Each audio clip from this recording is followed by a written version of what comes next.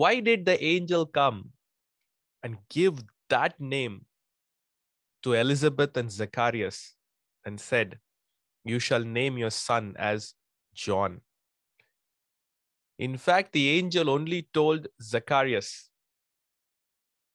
The angel only visited Zacharias. And of course, he doubted and all those things. And the revelation, look at this.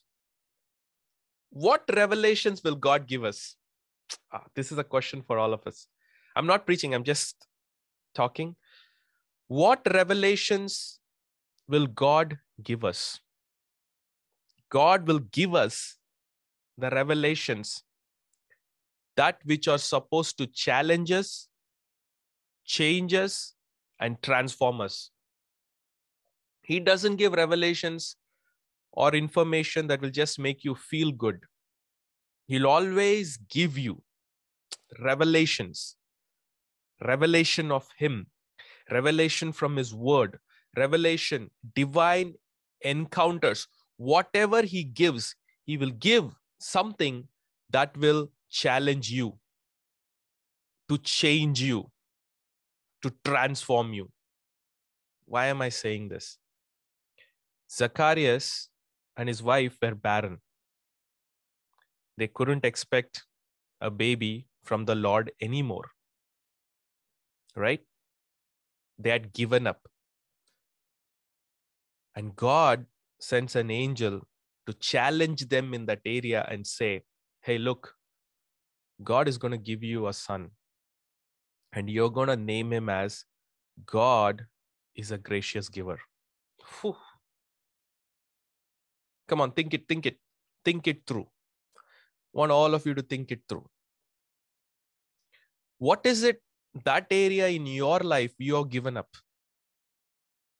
And now God comes to visit you through His word, through His messenger, through the prophetic teaching, like what Pastor John did,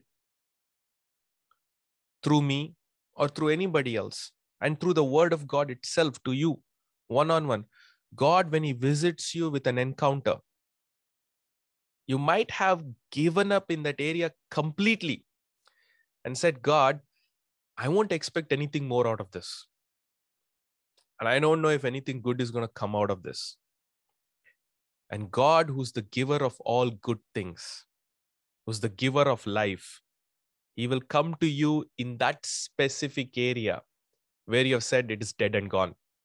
He'll come and say, just like He told Zacharias, hey, I know you're not expecting anything more from me, but here is the angel sent who stands at the presence of God.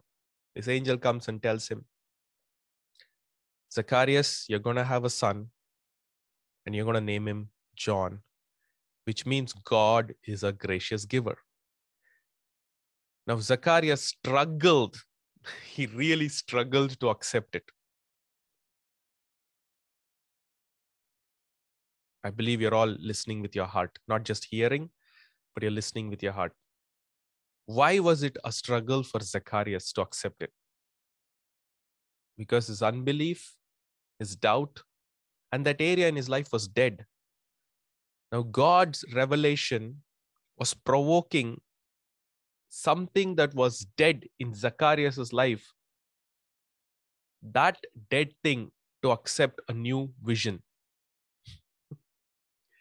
to accept a new beginning, to accept a change, to accept a new life,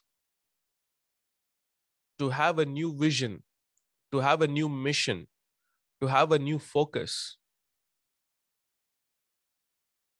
Is this relating to your lives right now, what I'm saying? It is. Maybe it's your job. Maybe it's your career. Maybe it's your business. Maybe it's your family life. Maybe it's your marriage. Whatever that might be, the disappointments, the brokenness, the dead ends of life, the red seas that you face. Wow, the presence of the Lord is here. And you don't know where else, what else, how else. And now God comes to you Just like he came to Zacharias and he says, I am a gracious giver. And now you are struggling to accept it. You're like, how could this be? I have decided in my heart it's the end. But God is coming to some of you this morning and saying, it is not the end. It is time for a new beginning in your life.